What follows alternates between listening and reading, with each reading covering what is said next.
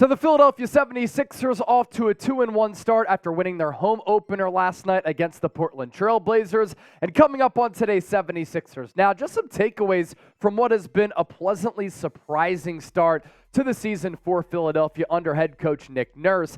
And I want to start off with Tyrese Maxey here.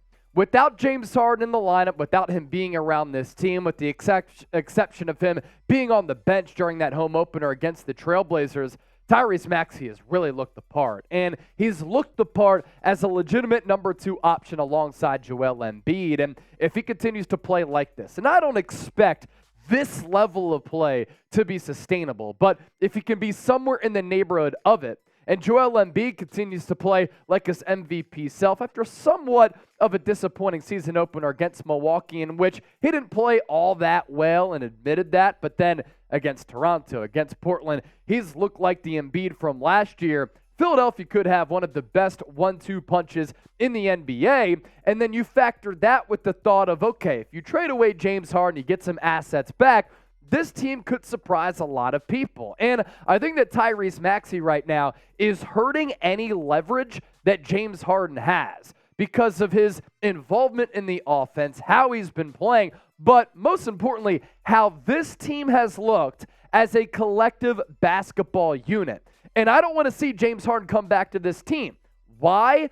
I think that he's a good player. I think that he could still score the basketball, distribute the rock, rebound it, and he has some gas left in the tank as an all-star level player. But if Harden comes back, I think it severely hinders Tyrese Maxey's development as the key distributor on this team, as a scorer, as a passer, and overall as a player. But when we see James Harden on the floor, whether it's with the Sixers, it's the Nets, or the Houston Rockets, how often do possessions get stagnant and stale? How often does the ball die? I love what I'm seeing with the ball movement, with the off-ball movement from other players who are moving without the ball, and stylistically what Nick Nurse has implemented with this Sixers team, which we'll get to a little bit later, which has been a drastic change and a refreshing change from the stiff that is Glenn Rivers. Tyrese Maxey so far, some of the things that I've really been impressed by: playmaking ability. He's not turning the basketball over. He only is averaging 1 turnover per game, and considering how much he has the ball in his hands, I think that's impressive. This immediate success that we've seen with the two-man game between Maxey and Embiid, they've been able to really acclimate with one another very quickly.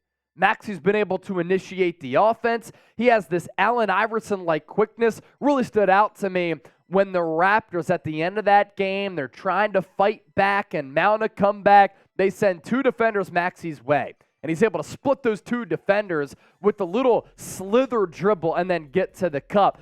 And he was going to the tin in a blink. Like, that level of explosion and quickness is really special and unique. I think that Maxey's really confident as a player. He's never really struggled with that.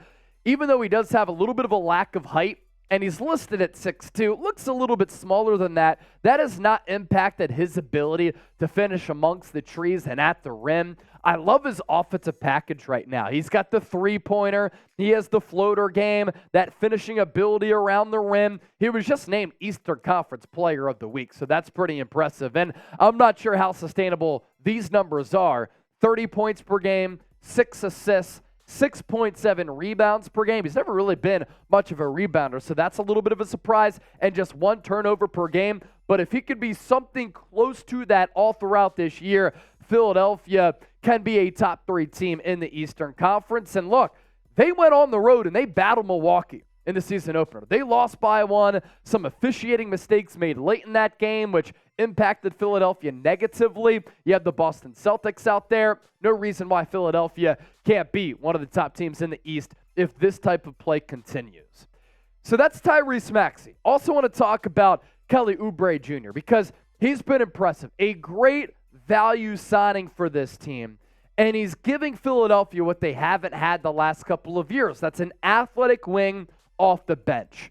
And he's also giving this team a little bit of a scoring punch with the second unit. He actually closed the Toronto game. He was a part of that 5-man rotation that closed that Raptors game out. And it looks as though he took NBA free agency personally. He wasn't given any sizable offers. He was a free agent until deep into the process. If you remember, Sixers only signed him a few weeks ago. And look, like Maxey, I don't think this is sustainable, but 19 points per game, 50% from the field, 31% from three isn't great. He's never been a great three-point shooter. Those numbers have kind of fallen off since that hot start against the Bucks. But again, you get a bench scorer like this who's actually a willing defender, and he's taken Nick Nurse's teaching and coaching very well, because Nurse probably told him, look, you want to see the floor consistently, you want to land a big deal in the future, we know that you're athletic enough to put the ball in the hoop. But if you want to become a better two-way player, that's how you can see consistent rotation minutes in the future right now for this team, and Oubre's been able to do that. Lastly, I want to talk about Nick Nurse, the offense that he's running, his impact, but how it's benefited Joel Embiid.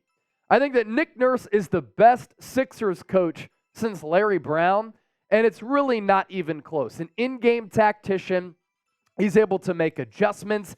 Everything seems to be happening more effortlessly and easier for the Sixers offense. We know that Nick Nurse preaches defense, and the Sixers have been a pretty solid defensive team too. Offensively, though, Philadelphia currently has the NBA's 5th-ranked offensive rating. Pretty damn good. And Kevin O'Connor of The Ringer had a great breakdown on the website. We'll talk more about this later in the week, but per Synergy's tracking data, the Sixers are running the 3rd fewest pick and rolls per game this year. Harden and Embiid have been one of the league's best and most dominant pick and roll duo since they got paired up. But now the Sixers are turning to a different action as their bread and butter. Philadelphia is running 9.3 dribble handoffs per game. That ranks 2nd most in the NBA, and a little more than triple their 2.9 average from last year. So that's been a change, which last year was the 2nd least. And instead of Harden, it's the Embiid-Maxey pairing that's been flourishing so far during this 2-1 positive start. Playing at a quicker pace with more half-court movement, Kevin O'Connor added, Embiid is now being put in space with the chance to facilitate, which in turn has activated Tyrese Maxey, who's averaging a career-high 30 points per game. He's been a downhill attacker, cutter, and shooter, and Maxey has made over 40% of threes in his career, but is now averaging the most attempts in his career. And if a jump shot is not available for Maxey, he can now turn on the jets, get to the rim, reset the play from the perimeter, and then turn the handoff into a little bit of a pick and roll. And through 3 games, Embiid is averaging 7 assists per game. That is up from just the 4.2 that he had last year. So there was these offensive adjustments that Nurse has been able to make and implement. It's led to better play from Tyrese Maxey and more efficient play from Joel Embiid. This is very, very refreshing from what we saw from Glenn Rivers, where the offense would grow stale, as I mentioned. It would grow stagnant. The ball would die, especially with James Harden. And you're just seeing some offensive adjustments that are more in line with how the game is played in nowadays NBA. Nick Nurse is with the trends, whereas Glenn Rivers was kind of with that old school offense. And we got an indication that some changes were going to be made, because a lot of players had noted that the offense had a lot more ball movement, and the players were really liking it during training camp and then the preseason, and that's been the case the first 3 games of the year. It's great that Philadelphia finally has a legitimate coach. It's been a long while since we've been able to say that. It's not a disrespect to Glenn Rivers, but the lack of adjustments were a problem. It's not a disrespect to Brett Brown, who did some good things, got the Sixers through the process era, but he's not on the level of Nick Nurse, who other coaches look at as one of the better coaches in the league. So just wanted to pass along some takeaways here on 76ers Now after this 2-1 start, some things that I've been seeing. Please make sure you subscribe to the channel. More coverage coming your way this week, because we're going to continue to pump out coverage all throughout the calendar year, because that's what we do here on the show.